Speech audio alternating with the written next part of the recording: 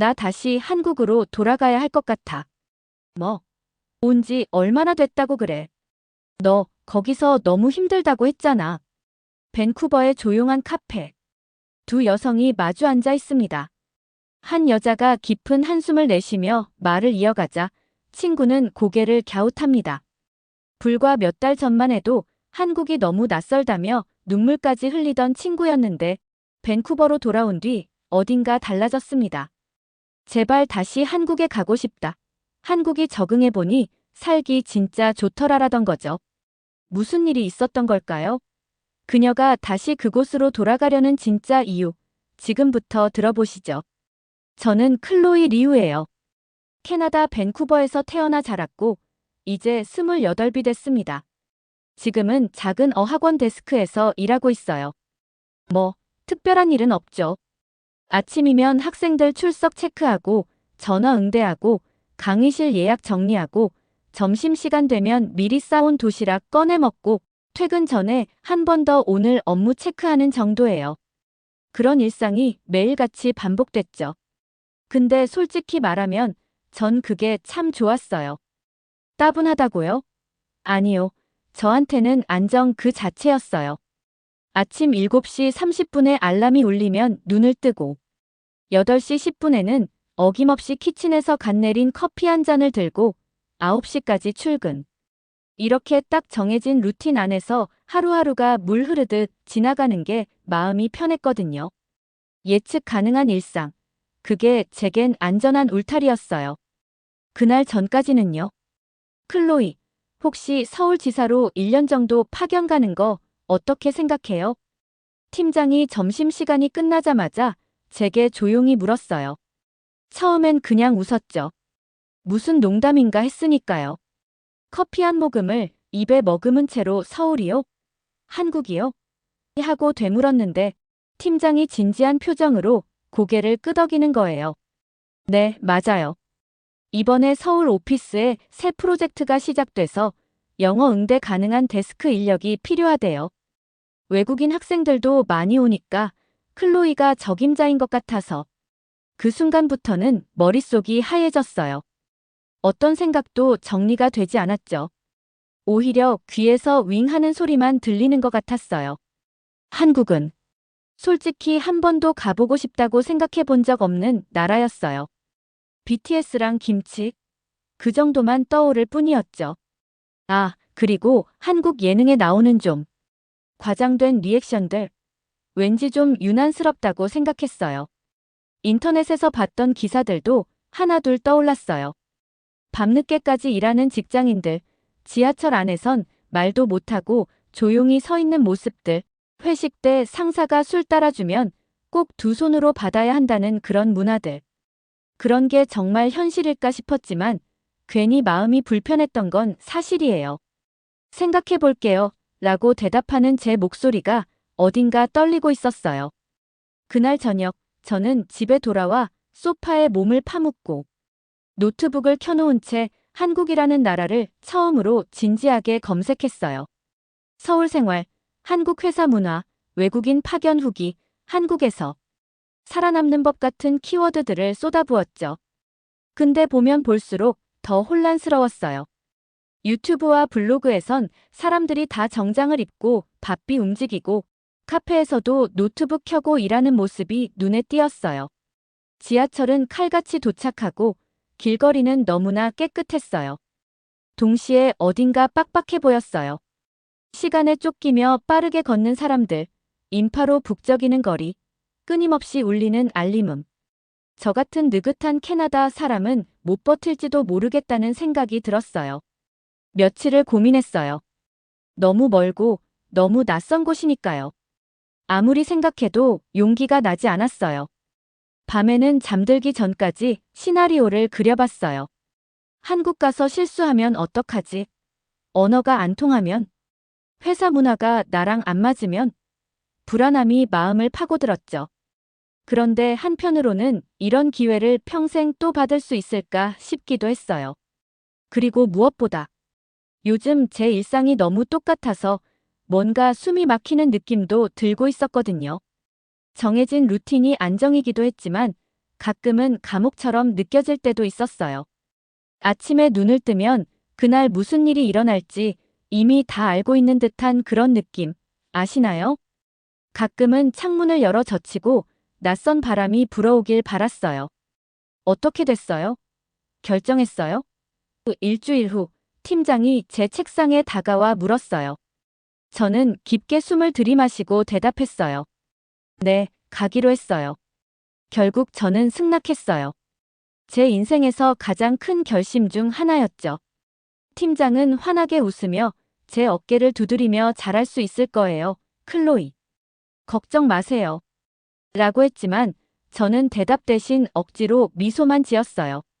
그게 진짜 미소였는지 아니면 불안함을 감추기 위한 가면이었는지는 저도 잘 모르겠어요. 출국 준비를 하면서도 계속 머릿속이 복잡했어요. 한국에 대해 잘 아는 것도 없고 말도 안 통할 것 같고 혹시 내가 실수라도 하면 어떡하지 싶었어요. 짐을 싸면서도 자꾸만 손이 멈췄고 캐리어에 옷을 넣으면서 정말 가는 게 맞을까 10번도 넘게 생각했어요. 무엇을 가져갈지도 고민이었어요. 한국이 어떤 곳인지 잘 모르니까요. 인터넷에선 한국 사람들이 다 패션에 민감하다고 하더라고요. 제 옷장을 뒤져보니 평소 입던 편안한 후드티와 청바지, 운동화 몇 켤레가 전부였어요. 결국 몇 벌의 단정한 셔츠와 블라우스를 급하게 사러 나갔죠. 출국 전날 밤에는 잠도 잘 안 오더라고요. 눈을 감아도 마음이 계속 붕 떠 있었어요. 창문을 열고 밴쿠버의 밤하늘을 바라봤어요. 익숙한 별자리, 익숙한 거리의 소음, 익숙한 공기의 냄새. 이 모든 것들을 1년 동안 보지 못한다는 생각에 가슴이 아득해졌어요. 공항엔 부모님이 배웅 나왔어요. 엄마가 제 손을 꼭 잡고 괜찮겠어? 너무 무리하지 말고 힘들면 언제든 돌아와도 돼. 라고 물었는데 저는 응, 걱정 마. 금방 적응할 거야 라고 대답했어요. 근데 속으론 자신 없었어요. 아빠는 말없이 제 등을 몇 번 두드려 주었어요. 평소엔 무뚝뚝한 아빠지만 그 손길에서 깊은 걱정이 느껴졌어요. 비행기 안에서 창밖을 보는데 마음이 쿵 내려앉는 기분이었어요. 내가 정말 한국이라는 나라로 가고 있구나. 낯선 세상으로 들어가고 있구나. 비행기가 이륙하는 순간 뭔가 결정적인 선을 넘어가는 듯한 느낌이 들었어요. 돌이킬 수 없는 강을 건너는 느낌. 앞으로의 1년, 어떤 일들이 기다리고 있을까? 생각하면 가슴이 두근거리면서도 동시에 무거워졌어요. 10시간이 넘는 긴 비행 끝에 인천공항에 도착했을 때 제일 먼저 느낀 건 생각보다 훨씬 현대적이라는 거였어요. 공항이 정말 크고 화려했어요. 천장은 높고 안내 표지판도 영어 병기가 잘 돼 있었고 자동 입국 심사도 빠르고 정확했어요. 직원들도 분명 딱딱하고 형식적인 태도였지만 그 안에서도 친절함이 느껴졌고요. 짐을 찾고 나서 공항 철도를 탔는데 지하철 내부가 너무 깔끔한 거예요. 바닥에 쓰레기 하나 없고 손잡이는 반짝반짝 빛났어요. 사람들은 다 조용하게 앉아 있거나 서 있었고 휴대폰은 진동 모드로 맞춰져 있었으며 노약자를 위한 자리 양보도 자연스럽게 이루어지더라고요. 이런 분위기는 처음이었어요. 좀 놀라기도 하고 뭔가 낯설지만 동시에 존중받는 느낌도 있었어요. 차창 밖으로 보이는 서울의 풍경이 점점 더 복잡해졌어요. 고층 아파트들이 빽빽하게 들어서 있고 한강이 잠시 스쳐 지나가더니 이내 고층 빌딩들이 시야를 채웠어요. 낯선 한글 간판들, 네온 사인, 사람들로 북적이는 거리. 제가 상상했던 것보다 훨씬 더 생동감 있고 활기찬 도시였어요. 숙소에 도착한 건 밤 10시쯤이었어요. 회사에서 마련해준 원룸이었는데 작지만 깔끔했어요. 창밖을 보니 서울의 빌딩들이 불빛을 내뿜고 있었고 거리는 아직도 사람들로 북적였어요. 캐나다라면 이 시간에 다 조용해졌을 텐데 여긴 달랐어요. 도시가 잠들지 않는 듯했죠. 그 풍경을 멍하니 바라보다가 문득 생각했어요. 이제 시작이구나. 진짜 시작이야. 이제 제 앞에는 새로운 삶이 펼쳐질 거예요. 아직 아무것도 모르는 채로 저는 그 도시 한복판에 혼자 서 있었어요. 다음 날부터 무슨 일이 벌어질지, 어떤 사람들을 만나게 될지 저는 아무것도 알 수 없었어요. 하지만 한 가지는 확실했어요. 이제는 뒤로 물러설 수 없다는 거요. 가는 길은 하나였고 저는 그 길을 걸어가야만 했어요. 그게 얼마나 낯설고 무서운 일이 될지 그땐 몰랐어요. 하지만 동시에 설렜어요. 모든 것이 새롭고 모든 순간이 처음인 그런 삶이 제 앞에 펼쳐져 있었으니까요. 오랜만에 느껴보는 두근거림이었어요. 알 수 없는 내일이 기다리고 있다는 그 설렘. 창문을 열자 서울의 밤바람이 제 얼굴을 스쳤어요. 낯선 공기, 낯선 소리, 낯선 냄새. 이제 저는 낯선 나라에서 새로운 삶을 시작하게 됐어요. 첫 출근날 아침, 눈을 떴는데 심장이 너무 세게 뛰는 거예요. 침대에 누워있으면서도 벌써 손에 땀이 맺혔어요. 밤새 꿈자리도 안 좋았었고 알람 소리에 화들짝 놀라 일어나 버렸죠. 내 자신을 진정시키려고 두 손으로 가슴을 꾹 누르면서 심호흡을 했어요. 조용히 중얼거렸죠. 괜찮아. 그냥 직장이야. 너무 긴장하지 마. 옷을 갈아입으면서도 거울 앞에서 몇 번이나 숨을 고르고 회사 찾아가는 지하철 안에선 계속 마음속으로 다짐했어요. 괜찮아. 인사 잘하고 웃고 차분하게 말하면 돼. 근데 막상 건물 앞에 서니까 다 날아가 버리더라고요. 회전문을 통과하는데 다리가 풀리는 것 같았어요. 로비 안에 들어서자 모든 시선이 저를 향하는 것만 같았죠. 물론 진짜로 그랬던 건 아니겠지만 제 마음이 너무 불안해서 그렇게 느껴졌어요. 엘리베이터를 타고 올라가는 그 짧은 시간에도 수십 가지 생각이 들었어요. 말실수하면 어쩌지? 다 알아듣지 못하면 어떡하지? 영어 잘하는 사람도 있을 텐데. 내가 왜 필요하지? 그런 생각이 머릿속을 돌아다니다가 딩 마이너스 소리와 함께 문이 열렸어요. 14층. RK 글로벌어 학원 서울지사라는 간판이 보였어요. 깊게 숨을 들이마시고 천천히 내쉬었죠. 그리고 사무실 문을 조심스럽게 열고 들어갔어요. 순간 모두의 시선이 저에게 쏠렸어요. 10명 정도 되는 직원들이 각자의 자리에서 저를 쳐다보고 있었어요. 다들 조용히 앉아 일하고 있던 중이라 그런지 더 어색했어요. 그 짧은 순간이 영원처럼 느껴졌어요. 안녕하세요. 클로이입니다. 밴쿠버에서 왔고 잘 부탁드립니다. 어색하게 인사했어요. 목소리가 미세하게 떨리는 걸 느꼈죠. 누구는 고개를 끄덕였고 누구는 웃으며 반겨줬어요. 그런데 그 인사들이 이상하게 벽처럼 느껴졌어요. 다들 이미 오랫동안 함께 일해온 사이 같았고 저는 거기에 갑자기 끼어든 외국인이었어요. 웃음 속에 숨겨진 무언가가 있는 것 같았어요. 호기심, 의심, 판단. 그건 잘 모르겠지만 확실히 편안한 분위기는 아니었어요. 팀장님이 저를 데리고 사무실을 한 바퀴 돌았어요. 여기가 복사기고 여기가 휴게실이고 빠르게 설명을 이어가셨는데 반이 넘는 말들이 구름처럼 흩어져 버렸어요. 한국어와 영어가 섞여 나오는데 워낙 빨라서 제대로 듣지 못했어요. 그래도 고개만 열심히 끄덕였죠. 알아들은 척하는 게 더 나을 것 같았으니까요. 제 자리는 구석에 있었어요. 창가 쪽이라 햇빛은 잘 들어왔지만 다른 사람들과는 조금 떨어져 있었죠. 외국인 직원이니까 따로 둔 걸까요? 그런 생각까지 들었어요. 짐을 풀고 있는데 미나라는 직원이 다가와 미소를 지었어요. 필요한 거 있으면 말해요. 제가 옆자리거든요. 처음으로 진심으로 반가운 목소리였어요. 오전 회의가 시작됐어요. 프로젝트 상황을 팀장님이 쭉 설명하는데 너무 빨랐어요. 슬라이드는 계속 넘어가고 사람들 손은 키보드를 두드리고 간간히 한국어와 영어가 섞여 나왔어요. 중간중간 타깃층의 니즈가. 이런 단어들이 튀어나왔죠. 비즈니스 용어라 알아들을 법도 한데 한국식 발음과 빠른 속도에 정신이 하나도 안 차렸어요. 다 알아듣는 척했지만 솔직히 반도 못 따라갔어요. 머릿속이 뒤죽박죽이었어요. 웃어야 할 타이밍인지 고개를 끄덕여야 할 순간인지도 모르겠더라고요.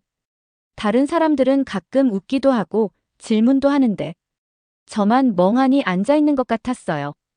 그러다 문득 팀장님과 눈이 마주쳤는데 그분 표정이 실망한 것처럼 보였어요.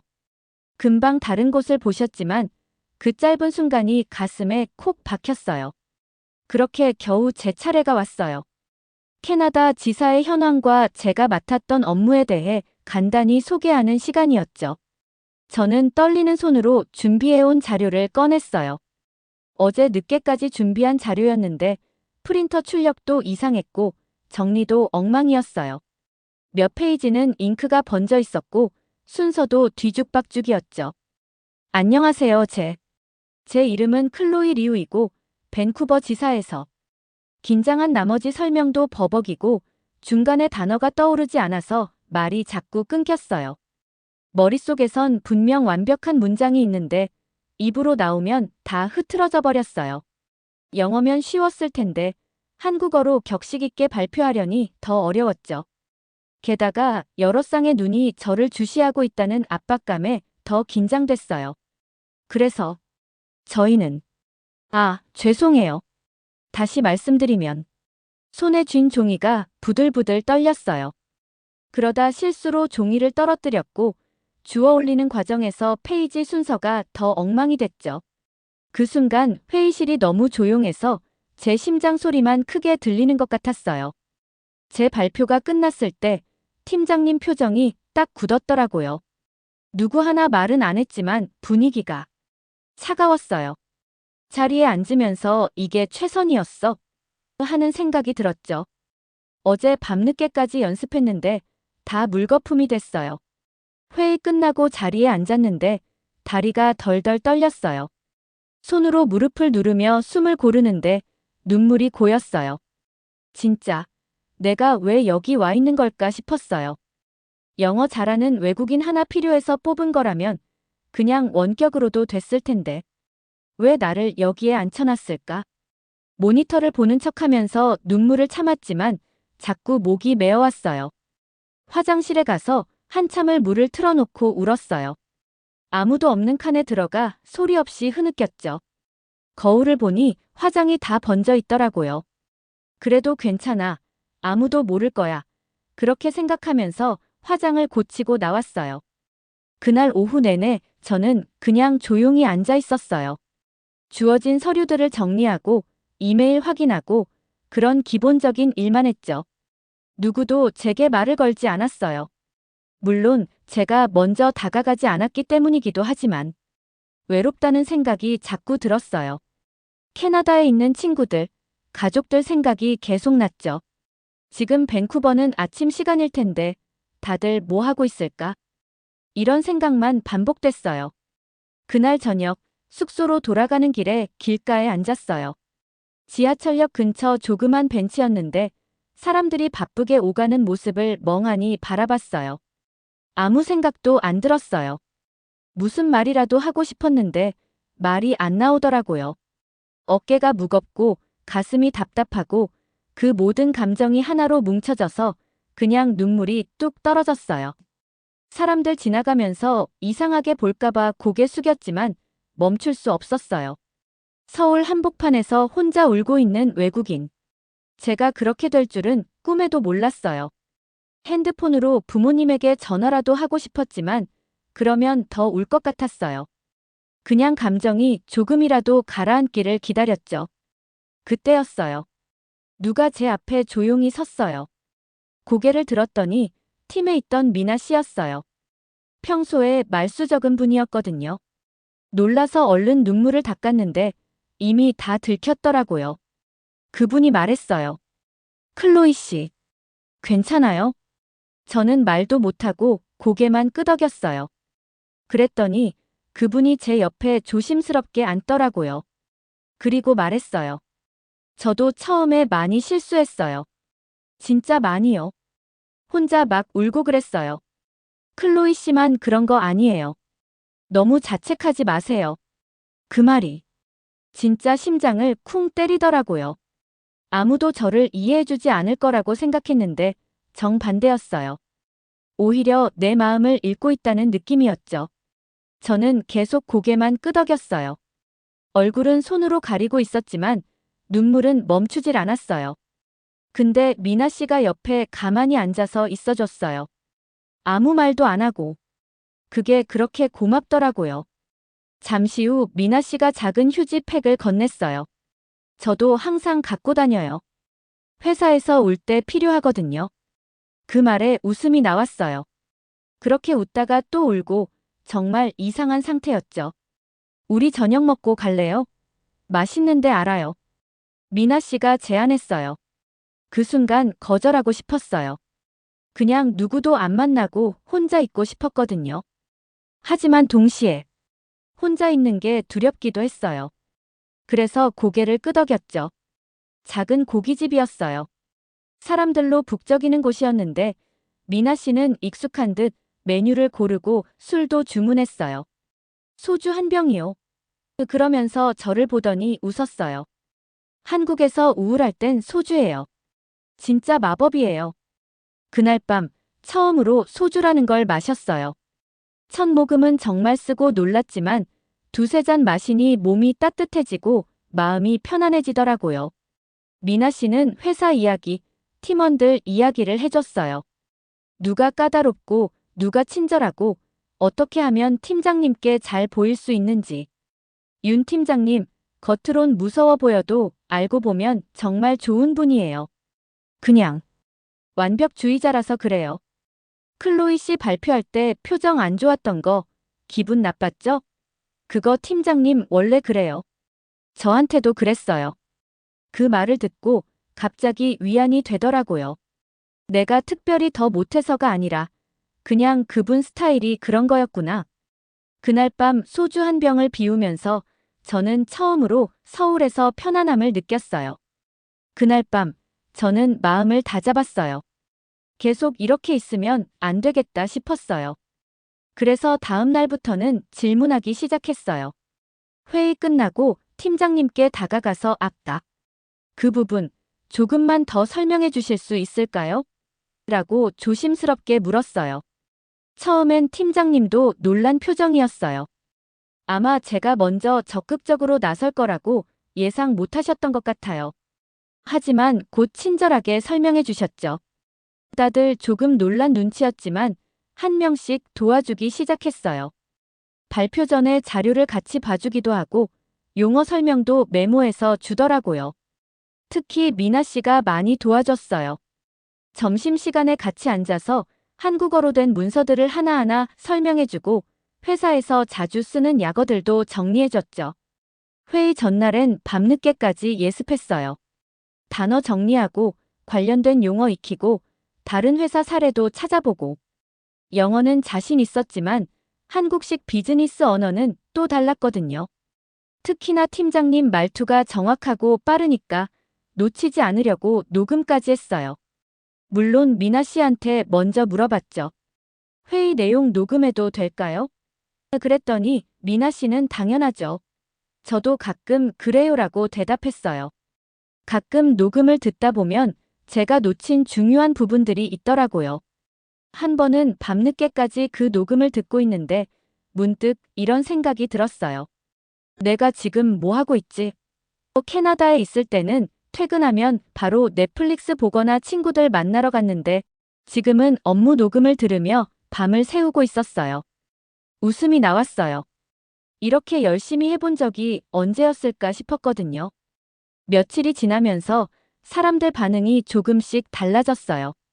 아침에 인사하면 더 밝게 받아주고 점심시간에도 먼저 말을 걸어줬어요. 간식 나눠줄 때 제 책상에도 꼭 놓아주더라고요.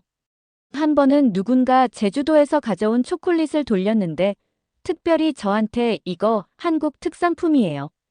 꼭 먹어보세요 하고 권하더라고요. 사실 별거 아니었지만 그런 게 정말 고마웠어요. 내가 이 팀의 일부가 되어가고 있다는 증거 같았거든요. 두 번째 발표 때는 훨씬 나아졌어요. 미나 씨의 조언대로 PPT에 영어와 한국어를 같이 넣었고 중요한 숫자나 날짜는 별도로 강조해뒀죠. 발표할 때도 천천히 또박또박 말하려고 노력했어요. 여전히 떨렸지만 이번엔 호흡을 조절할 수 있었죠. 그리고 어느 날 팀장님이 그러셨어요. 클로이 씨, 요즘 발표 자료 정리 진짜 깔끔해졌어요. 수고 많았어요. 그 말 한마디에 하루 종일 기분이 좋았어요. 아직도 실수할 때 많고 모르는 말도 많지만 그래도 전보다 덜 무섭고 덜 외로워졌어요. 미나 씨와는 회사 밖에서도 만나기 시작했고 서울의 이곳저곳도 조금씩 알아가기 시작했어요. 한국에서의 첫 달은 정말 롤러코스터 같았어요. 처음엔 내가 여기 있을 자격이 있나 의심스러웠고 매일 아침 눈 뜨는 게 두려웠어요. 하지만 이제는 조금씩 다른 느낌이 들기 시작했어요. 여전히 완벽하진 않지만 적어도 이제는 도전할 용기가 생겼으니까요. 저는 여전히 낯설었지만 이제는 혼자가 아니라는 걸 알게 됐어요.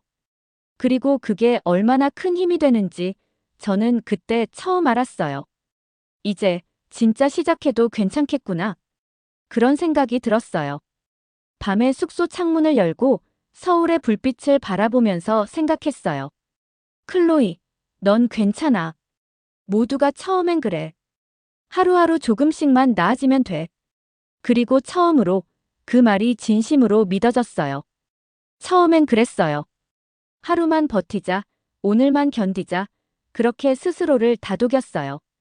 아침에 눈을 뜨면 오늘도 실수하지 말자라는 생각으로 가득 찼었죠. 회사 가는 길에는 항상 이어폰으로 한국어 강의를 들었어요. 기본적인 인사말부터 업무 용어까지 반복해서 들었죠. 근데 어느 순간부터는 달라졌어요. 하루를 버티는 게 아니라 하루를 사는 기분이었어요. 눈 뜨자마자 느껴지던 그 긴장감이 점점 줄어들었고 지하철을 타는 것도 사무실 문을 여는 것도 익숙해졌어요. 매일 아침 같은 편의점에서 아메리카노를 사면 직원이 오늘도 아메리카노요? 라고 물을 정도로 루틴이 생겼어요. 회의 자료 만들 땐 팀원들이랑 같이 점검하고 발표 전엔 슬쩍 이거 괜찮을까요? 물어보면 다들 피드백을 줬어요. 팀장님도 가끔 농담하시고 다른 직원들도 제 이름을 부르면서 먼저 말을 걸어줬어요. 클로이 씨, 점심 뭐 먹을래요? 그 한마디가 그렇게 따뜻할 줄 몰랐어요. 사실 밴쿠버에 있을 땐 점심도 대부분 혼자 먹었거든요. 각자 자기 자리에서 도시락 먹고 가끔 조용히 책 읽고 그런 시간이 익숙했어요. 근데 여긴 아니었어요. 단체로 식당 내려가고 메뉴 고르고 자리 맡아주고 이거 드셔보세요 하면서 음식 권하고 처음엔 부담이었는데 어느 날부터 저도 모르게 먼저 말하게 되더라고요. 오늘은 김치찌개 어때요? 그러면 다들 오 클로이 입맛 완전 한국화됐네 하면서 웃고요. 한 번은 식당에서 김치찌개를 먹다가 너무 맵게 느껴져서 물을 벌컥벌컥 마셨어요. 그런데 옆에 있던 재현 씨가 물 마시면 더 매워요. 여기 콩나물 좀 드세요 하면서 콩나물을 건네줬는데 신기하게도 진짜 덜 맵더라고요. 그때부터 저도 매운 음식 먹을 때 콩나물을 찾게 됐어요. 그리고 회식. 예전엔 회식이 제일 낯설었어요. 퇴근했으면 각자 쉬는 게 당연한 줄 알았는데 여긴 일이 끝나면 또 새로운 시간이 시작되더라고요. 고깃집에 모여서 옷에 연기 배고 작은 잔에 소주 돌리고 누가 누굴 따라주고 젓가락으로 고기 뒤집는 순서도 조심스럽고 모든 게 처음엔 너무 복잡했어요. 근데 이상하게 익숙해졌어요. 어떤 날은 제가 먼저 말했어요. 오늘 우리 삼겹살 어때요? 그랬더니 팀원들이 진짜 깜짝 놀라면서 말했어요. 헐, 클로이 진짜 한국 사람 다 됐네. 그 말 듣고 기분이 묘했어요. 웃기기도 하고 조금 뭉클하기도 하고 진짜 내가 이 팀의 한 사람이 됐다는 느낌이랄까 그런 거요. 그리고 결정적인 날이 있었어요. 주말에 등산 가자고 팀장님이 말했거든요. 북한산이래요. 저는 순간 멈칫했어요. 등산이요? 밴쿠버에 살면서도 트레킹 같은 건 해본 적 없거든요. 솔직히 귀찮고 힘들고 왜 굳이 주말에 산을 올라야 하나 싶었어요. 근데 팀원들이 다 간다니까 저도 덜컥 좋아요라고 해버렸어요. 등산 당일 아침 7시. 겨우 눈 뜨고 모자 눌러쓰고 나갔어요. 입구에 모이니까 이미 다들 커피 한 잔씩 들고 있었고 복장도 완전 전문가처럼 등산화에 스틱까지 챙겼더라고요. 저는 그냥 운동화 신고 나갔는데 다들 처음엔 다 그래요 하면서 웃어줬어요. 처음 오르기 시작할 땐 숨이 턱턱 막혔어요. 돌길에 경사까지 다리도 후들거리고 땀은 비 오듯 쏟아지고 중간쯤 올라갔을 땐 진짜 돌아가고 싶었어요. 그때 뒤에서 미나 씨가 말했어요. 클로이, 천천히 와요.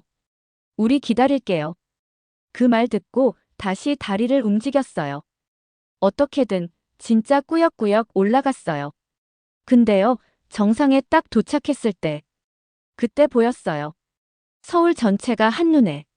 한강이 반짝이고 빌딩들이 가득하고 산 아래가 마치 하나의 지도로 펼쳐지는 느낌. 그 광경을 보면서 이상하게 눈물이 핑 돌았어요. 내가 여기까지 왔구나. 그 생각이 들더라고요. 정상에서 단체 사진도 찍고 셀카도 찍고 서로 물도 나눠 마셨어요. 내려오는 길에 작은 식당에 들렀는데 파전이랑 막걸리를 시켰어요. 그날 처음으로 막걸리 마셔봤거든요. 어우, 처음엔 좀 이상했는데 은근 달달하고 고소하더라고요. 이게 진짜 등산 코스의 마무리예요. 팀장이 그렇게 말하면서 제 잔에 따라주는데 저도 웃으면서 잔을 들었어요. 그날 밤 집에 돌아오면서 생각했어요. 내가 진짜 한국 생활에 익숙해졌구나. 예전 같았으면 등산 같은 거 절대 안 했을 텐데 이제는 오히려 재밌었어요.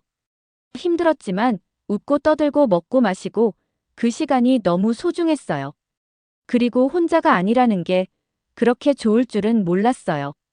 그 후로 회의에서도 자신감이 붙었어요. 의견을 내면 다들 경청해줬고 누군가는 제 아이디어에 좋은데요? 라고 바로 반응해줬어요. 한 번은 팀장님이 저를 따로 불러 말했어요. 이번 회의 클로이 아이디어 덕분에 방향이 확 정리됐어요. 고마워요. 그 말 듣고 정말 기분이 뭐랄까 살아있단 느낌이었어요. 누군가에게 필요한 사람이라는 게 그렇게 벅찬 일이더라고요. 지금 생각해보면 진짜 한국 사람 다 됐다는 말. 그게 단순한 농담은 아니었던 것 같아요. 저는 정말 한국의 일상 속으로 그 사람들 사이로 들어가고 있었어요. 낯설었던 게 익숙해지고 조심스럽던 게 자연스러워지고 이제는 제가 먼저 말 걸고 먼저 웃고 먼저 잔도 따르니까요. 그리고 그 모든 게 진짜 좋았어요. 그러던 어느 날 본사에서 연락이 왔어요. 복귀 일정 조율하자는 짧은 메일이었어요. 순간 숨이 턱 막히는 느낌이었어요. 머릿속이 하얘졌어요. 화면만 멍하니 쳐다보다가 의자에 깊게 기대앉았어요. 내가 진짜 돌아가야 하나? 이제야 사람들과 편해졌고 이제야 웃을 수 있게 됐는데 다시 밴쿠버로 돌아간다고. 메일을 3번이나 다시 읽었어요. 마치 오타가 있을까 싶어서요. 하지만 분명했어요. 1년 파견 기간이 끝나가고 있었고 본사는 당연히 제가 돌아갈 거라고 생각했던 거죠. 어쩌면 저도 처음엔 그렇게 생각했는지도 몰라요. 하지만 지금은 마음이 다른 곳에 있었어요. 팀원들한테 말하니까 다들 말없이 제 얼굴만 쳐다보더라고요. 그러더니 미나 씨가 제일 먼저 입을 열었어요. 그냥 여기 계속 있으면 안 돼요? 그 말 듣고 아무 말도 못했어요. 농담처럼 들었는데 눈빛은 진심이었거든요. 팀장님도 말씀하셨어요. 클로이 씨, 솔직히 우리 팀에서 없으면 안 되는 사람인데. 본사에 한 번 더 얘기해 볼까요? 근데 그 말이 더 힘들었어요. 왜냐면 전 이미 마음속으로 결정을 내리고 있었거든요. 떠나야 한다는 결정을요. 저녁에 집에 돌아와서 부모님과 영상통화를 했어요. 엄마는 제 얼굴을 보자마자 눈물을 글썽이셨어요. 이제 슬슬 돌아올 때도 되지 않았니? 말은 안 했지만 엄마는 제가 얼마나 외롭고 힘들었는지 알고 계신 것 같았어요. 하지만 실제로는 달랐거든요. 그래도 가족이니까 그 기대를 저버릴 수는 없었어요. 결국 저는 짐을 쌌어요. 처음 한국 올 때랑은 다르게 짐을 싸면서 자꾸 멈춰졌어요. 옷 하나하나에, 물건 하나하나에 기억이 붙어 있었거든요. 이 스웨터 입고 회식 갔었지. 이 노트는 회의 아이디어 정리할 때 썼지. 그런 것들요. 벽에 붙여둔 포스트잇, 책상에 있던 작은 선물들. 다 의미가 있었어요. 마지막 날 팀원들이 환송회를 열어줬어요. 언제나 가던 삼겹살집에서요. 고기 익는 소리, 지글지글. 익숙한 냄새, 익숙한 소주병. 다들 아무렇지 않게 굴었지만 말수는 줄었어요. 미나 씨가 조용히 잔을 들며 말했어요. 진짜 가지 마요. 우린 진심이에요. 저도 웃으며 받았어요. 근데 혹시 몰라요. 나중에 다시 올지도요? 그 말 웃으면서 했는데요. 속으론 울고 있었어요. 진짜로요. 이게 마지막일 수도 있다는 생각이 계속 들었거든요. 그날 밤 마지막으로 한강을 보러 갔어요. 혼자서요. 그 익숙한 강변에 앉아 불빛이 춤추는 강물을 바라봤어요. 여기서 많은 생각을 했었죠.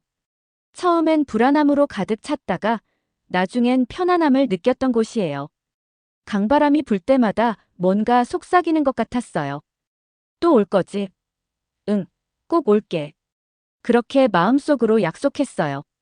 공항으로 가는 길, 팀원들이 끝까지 따라와 줬어요. 체크인하고 마지막으로 안아주고 눈 마주치고. 그때 누가 말했어요. 클로이, 돌아보지 말고 가요. 아니면 발걸음 못 뗄지도 몰라요. 그래서 저 진짜 한 번도 뒤돌아보지 않았어요. 비행기 탑승구까지 걸어가면서도요. 창밖에 서울의 불빛이 점점 멀어지는데 가슴이 저릿했어요. 밴쿠버에 도착했을 땐 가족들이 반겨줬어요. 친구들도 만나고 오랜만에 맛보는 집밥도 좋았어요. 며칠은 행복했어요. 익숙한 거리에, 익숙한 냄새, 익숙한 언어. 근데요, 시간이 지나니까 이상하게 마음이 헛헛했어요. 지하철을 탔는데 열차가 계속 지연됐어요. 버스도 10분 넘게 안 오고요. 거리엔 쓰레기통이 부족해서 그런지 바닥에 종이컵도 많고요. 이런 것들이 예전엔 당연했는데 이제는 눈에 거슬렸어요. 지하철 안에서 누가 큰 소리로 통화하는데 자연스럽게 여기선 이러면 안 되는데 라고 생각했어요. 그 순간 깨달았어요. 내가 이미 많이 바뀌었구나.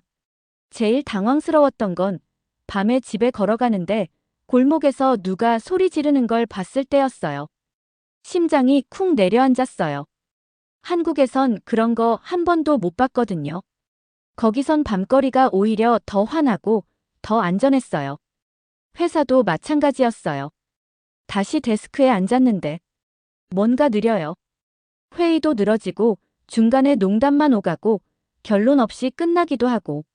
처음엔 좋았어요. 근데 며칠 지나니까 답답해지더라고요. 그거 다음 주까지 하면 돼. 그 말 듣고 순간 어색했어요. 한국에선 내일까지 초안 주세요가 보통이었는데요. 이게 더 맞는 걸까요? 근데 제 몸이 이미 달라져 있었어요. 점심시간도 그랬어요. 다들 자기 자리에서 샌드위치 먹고 핸드폰 보고 말 한마디 없이 지나가요. 이제 저한텐 이게 너무 조용하고 외롭게 느껴졌어요. 한국에서는 항상 함께 먹고 웃고 이야기 나누던 시간이었는데 말이에요. 하이라이트는 어느 저녁이었어요. 친구들이랑 밥 먹고 집에 가는 길. 골목이 어두웠어요. 누가 뒤따라오는 것 같아서 일부러 모서리에 붙어서 걸었어요. 괜찮겠지 하면서도 가방끈을 3개 쥐었어요. 그 순간 생각났어요. 한국에서는 이런 느낌 한 번도 없었는데. 그날 밤 침대에 누워서 진심으로 생각했어요. 나 다시 한국 가고 싶다. 다음 날 아침 상사에게 말했어요. 혹시 다시 서울지사로 갈 기회가 있을까요? 그분이 놀란 얼굴로 말했어요. 또 가고 싶어요? 네. 거기가 더 잘 맞았던 것 같아요. 그렇게 말하면서도 불안했어요. 근데 그분이 말했어요. 당장은 자리가 없지만 곧 생길 거예요. 그때 연락할게요. 몇 달 뒤, 정말 연락이 왔어요. 서울에서 데스크 다시 열려요. 갈 수 있겠어요? 저는 망설이지도 않았어요. 예. 갑니다. 비행기 타고 다시 인천공항에 도착했을 때 처음 그날과는 달랐어요. 낯설지 않았어요. 공항 냄새도 익숙했고 지하철 노선도 익숙했고 거리 풍경도 다 기억났어요. 서울역에 도착하니 팀장님이 서 있었어요. 클로이 씨, 정말 다시 왔네요. 그리고 저를 안아줬어요. 그 순간 팀원들이 하나둘 나타났어요. 드디어 돌아왔네. 이제 도망가지 마요. 도망간 적 없어요. 저도 웃으며 대답했어요. 근데 그 와중에 눈물이 났어요. 웃으면서 울었어요. 진짜 울었어요. 그리고 말했어요. 여기가 제 자리예요.